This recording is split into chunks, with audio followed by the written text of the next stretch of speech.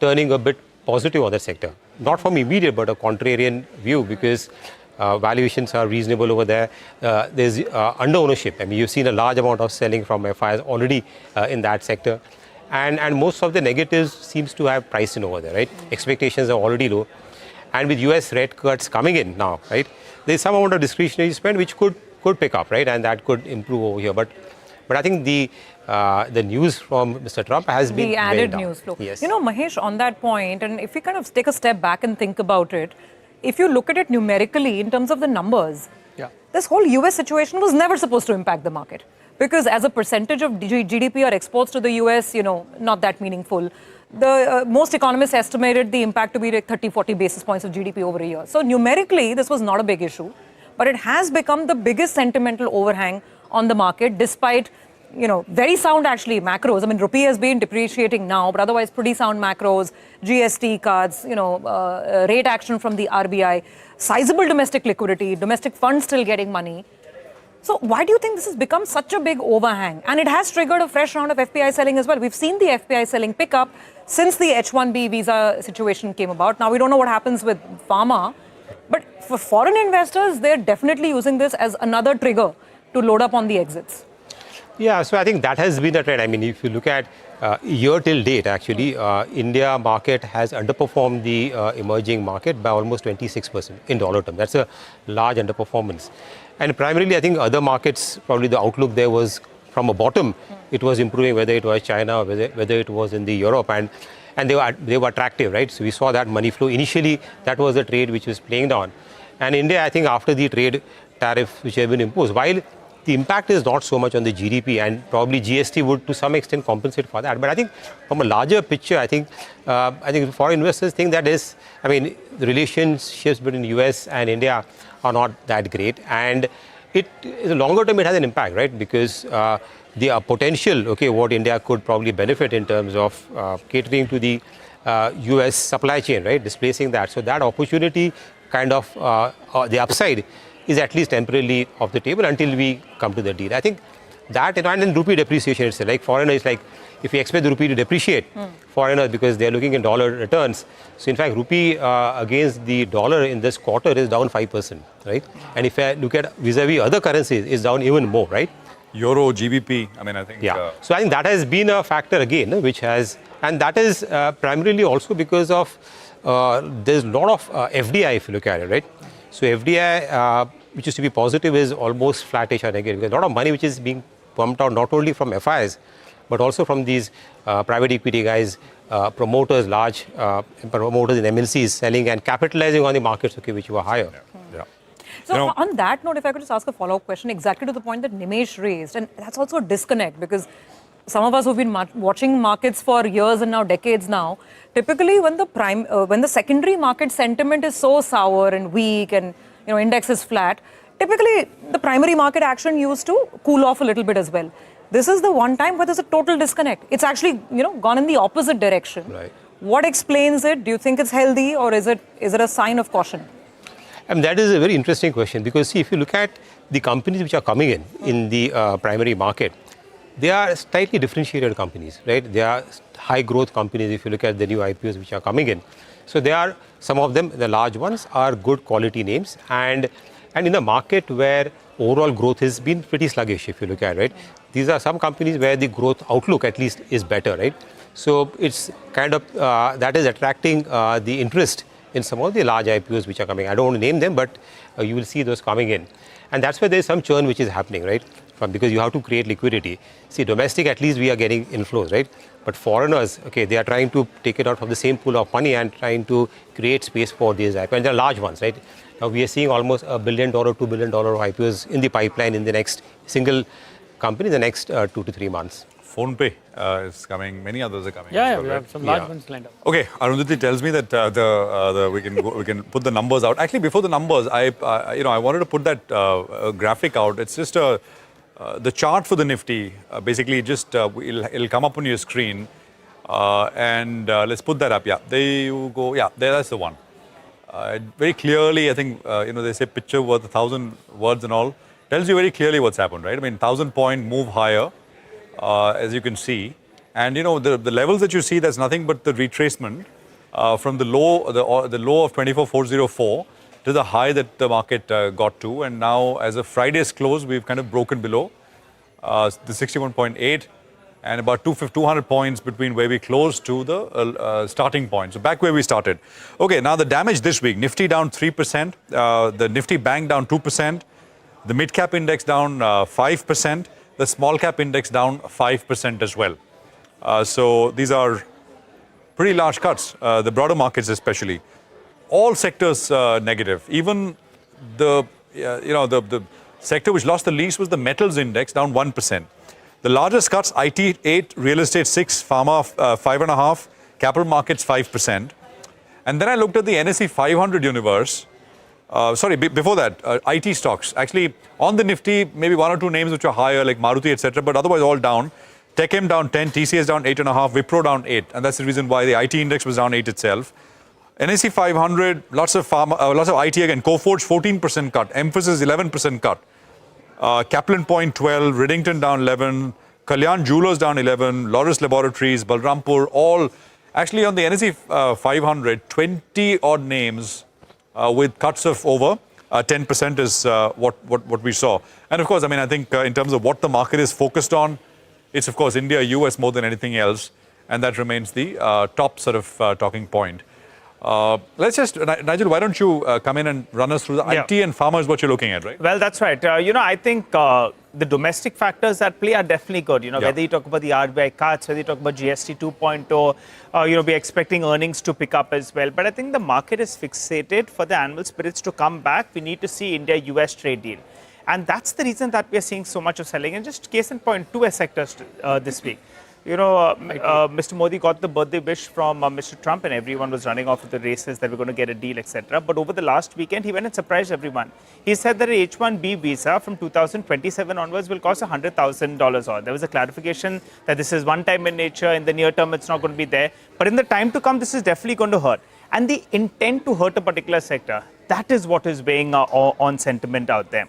And, we had a couple of brokerages that said that the impact on earnings could be 7 to around 17% approximately. On an annualized basis, it could be 2 to 5% odd. And there will be ways to mitigate this particular hit. But still that sector was down 5% for the week itself. So that's telling you the kind of sentiment that's getting hit out there and the intent to hurt a sector. Next up, at the start of the week, he started with tech. Then Trump said on Friday, I want to go for pharma. And for pharma also, if we look at the fine print, actually Indian companies are pretty okay. But again, the intent to go ahead and hurt this sector, that's what's hurting sentiment out there. For pharma, what did he say? 100% tariff effective October 1st. That's going to be on branded products. Remember, for India, our exports are more or less generic in nature. So in that sense, you'll say we are protected. But still the index sold off, and sold off big time in Friday's trading session. Indian companies, well, as of now, the impact is, reasonably protected. Sun Pharma is one company, 19% of the total mix is specialty, out of which most of it goes to the United States. Last year, there was a good growth out there. And analysts estimate a 5 to around 10% hit on the EBITDA front. We'll have to await clarity on this front, but it's hurting sentiment. It's telling you that maybe, in fact, at some point of time, generics as well come into the loop.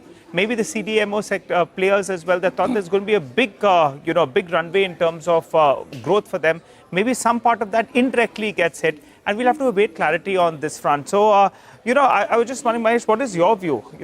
It seems on the domestic front, we're taking various measures, which is good, right? The problem is, sentiment is getting hit. And for animal spirits to revive, it'll have to be a trade deal between India and the United States. And we have state elections that are coming, in the offing, which maybe could be pushing the deal a little bit as well. Your take? Yeah, no. So I think, while the GST cut has improved the sentiment on the demand side, right? So that is something which is positive. But really, for it to sustain, right? Because the key question is how long the GST cut will sustain the buoyancy what you are seeing in the auto sector, other sectors. So that has to be followed by the capex cycle coming up, and that's key, because in this period of uncertainty, right, especially on tariffs, large investors or businessmen who want to invest, they will still want to wait out and get a clarity over that. So I think that private capex, which will lead to the next cycle of growth, right? Because investments happen, job creation happen, and that virtuous cycle, I think that probably gets pushed out. And I would agree in that context, I think the trade deal will be important to at least get a clear picture and at least for foreign investors to start coming in. See, now India is no longer that expensive, right? I was just looking at some data. So compared to your historical relative, the valuation premium which India had, and if you asked 1 year back, India relative valuations were higher. That is no longer the case. Now they are coming closer to their long-term average relative. So I think it's more about sentiments, and you can see, again, the money flow can come back. Just an anecdote on this H-1B, Nigel. I was talking to somebody who, I didn't talk to the person is based in the US. So apparently how it works is, the visa is 3 years, right? And you can extend every 3 years. So people have been on this H-1B for 13, so somebody said 13 years. So basically, you can keep extending it. 3 years, 3 years, 3 years. And you don't have to pay and that's the reason why the clarification came that on renewal you don't have to go through the entire process. You can show, you can change jobs, whatever. The employer has to show the sponsorship, and that's it. So the existing workforce for now, and that's the reason why I think the impact generally is kind of limited in that sense. Should we take a quick commercial break here? I think we'll come back. Mahesh is still with us. We'll continue this conversation on the other side.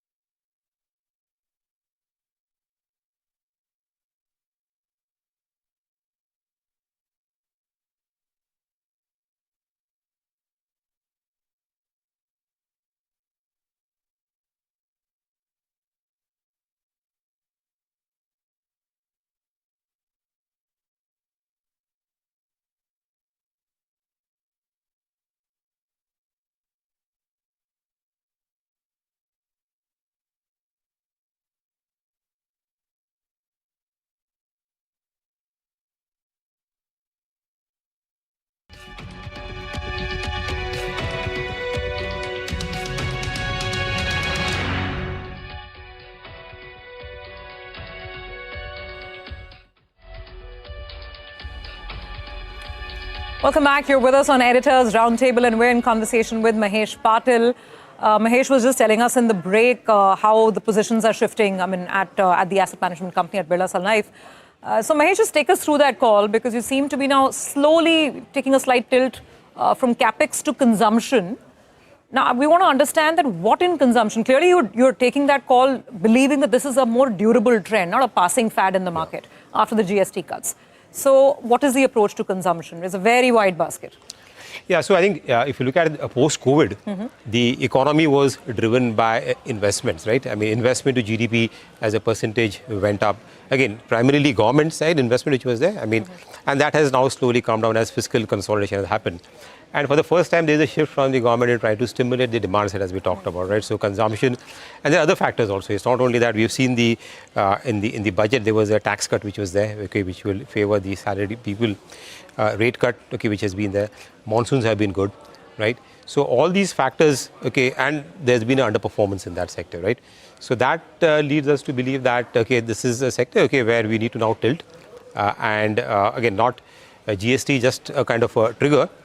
And in that, while GST might give some kind of impetus to discretionary spend, especially in the auto sector, And again, if you look at the auto sector also, right, it's been down for quite some time. If you look at pre-COVID and now, the growth hasn't been really much. So I think with the stimulus, you will see some pent-up demand, some replacement cycle to kick in. So I would say that it would have still much longer legs over there. So auto is fine, but what about the others? I mean, whether it's your value retailing, QSR, staples, so I think it will percolate down, right? So if your disposable income, right, because whatever savings you have because of rate cut or interest rate cut, that should move into consumption. But only I think I would like to caution is that because there's a lot of leverage which has happened at the personal level in the last 2-3 years. So some amount of that savings will go towards deleveraging also. So you'll not see everything being spent on consumption, but it will be there to delever at the balance sheet at individual level. Mahesh, next week the big trigger to watch out would be the RBI policy. The state seems to be divided at this point in time with regards to further rate cuts. What's your call and how are you positioned towards the banking sector and especially in real estate? Because post the IT fall, you've seen a bit of a reaction in the real estate names as well. Yeah. No, I think our view is that clearly you will see a couple of rate cuts, okay, in the next 6 months. Whether it happens, this policy or no, it's difficult to say that because, but there is a good possibility because inflation is very much under control. Yeah, it's been tracking well below the RBI trend, and with US also likely to cut more rates. I think they provide some room. I mean, the rupee has been a bit under pressure, but again, I think that is something which we look at. I think there's a broad consensus that you need to support, right, the GST rate cuts along with the monetary policy so that the recovery in consumption is more sustainable, I would say that. Sure.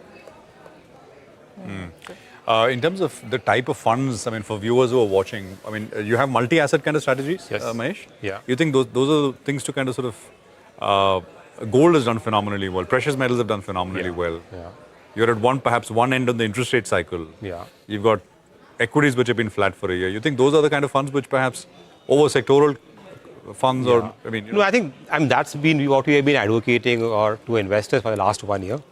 And you're right. I mean, while it's difficult to make nobody believed that gold could give you 40% return, right, in the last 1 year. And equities will be flat, right? Yeah. But as a diversification and the fact that equities were also looking kind of fairly priced and we're seeing a kind of a slowdown in earnings growth. So that's the category which naturally, and again, our view on fixed income was also that now rates have peaked out, right? So you could play that cycle also, at least slightly with extending some amount of duration in a portfolio. Even now also we feel that there is some amount of duration play, which is there tactically to play into the bond portfolio. So given that, I think multi-asset allocation look fairly good because that at least gives you some amount of kind of return. If equities don't do well, you have others to compensate for that. And the view is not that you're going to runaway rally in equities even from here, right? I mean, it's still a kind of a more moderate view. So it's better to diversify. On a lighter note, I've seen conversations over the last several years shift from gold, from an Indian perspective, we're anyway over-owned, looking at, physical jewelry and all in the house, look at equities and all, to conversations talking about which is the best silver ETF to have. Can you still buy gold at, current levels on that? So, but that's again looking backward, right? Yeah. You don't know, right? Because if you see people are seeing the gold, but I think where it is, right, while there are stem drivers, but gold has also seen correction of around 50. People see gold is safe. Yeah. But if you see in the history, it has corrected by 15-20% multiple times. Yeah, declines can be sharp as well. So what's the one sector to bet on next 1 year? I mean, as I said, difficult to make that call. But I think if you want to play a kind of a contrarian and play the consumption, I think I would say auto sector has already this thing played out, but I think there could still be some more legs over there. Staples, consumer staples is, again, coming through. This quarter might be weak. See, most of the companies, again, the market is because this quarter would still be weak. We have to see really in the third quarter, okay, where the momentum sustains over there. So that could be a sector.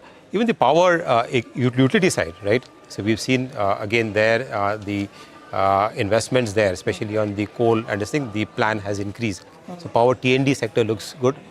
If you want to really look at the capital goods sector. Okay, so those are some ideas. And I think he's picked consumption. I think it's time to call it a day and a week and do our bit for consumption as well, right? Maybe I'll go and shop. Nigel, I think you have some consumer consumption plans as well. And I'm sure, tea. Okay. Yes. I mean, the new teas that have come out, they're really relaxing. We will discuss it after we close the show. But thank you very much. Thanks, and Mahesh, thanks so much for dropping by today. Great conversation. Well, with that, it's a wrap on this edition of Editors Roundtable. Thanks so much for watching. We'll see you with the markets bright and early on Monday morning. Till then, keep watching CNBC TV 18 for more news and updates.